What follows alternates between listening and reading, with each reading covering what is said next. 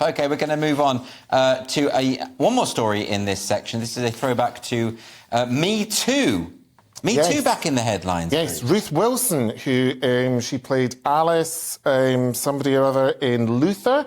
I remember her from a show called Suburban Shootout from many years ago. She's basically said Hollywood was totally hypocritical with the Me Too movement.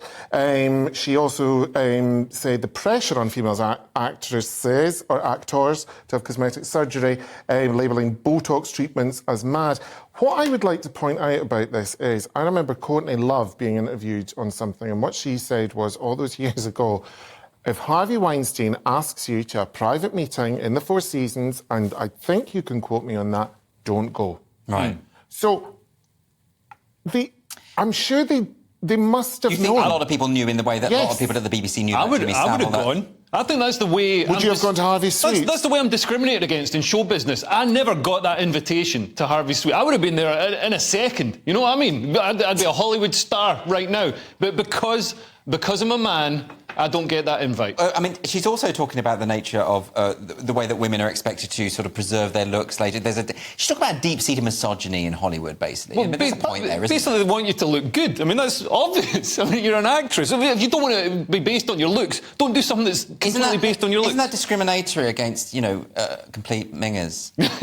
Who should be able to act as well? Why don't we have more roles for them? Well, they can become brain surgeons and things where your looks don't matter. But the funny thing is, I saw a photo of Meg Ryan recently, and she has gone a similar route to Madonna, and which is totally her choice, by the way, but unrecognisable. Right. That's the whole thing. But then my point would be, and maybe I'm wrong about this as well, you kind of knew what you were getting into, and you knew the money was better than working in Tesco's. Yeah. And you kind of knew what went with it. Now, I'm not saying any of it's right, or whatever, but to be surprised that, people have been, like, back in the day before it was plastic, they were taping their faces. Yeah. And, sleeping... It's always been quite a superficial industry. Yeah. I mean, that, I think, is a fair point. The thing with acting is anybody can do it because it's dead easy, and everybody wants to do it because you get millions of pounds if you make it into Hollywood. So that's how, people like Harvey Weinstein can exploit that and force people to sleep with them. You don't get that in industries where there's actually some talent involved. You never got that in Take the High Road. Yeah. There was no complaints up there, and I think they all had very natural-looking faces, some of which could stop trains.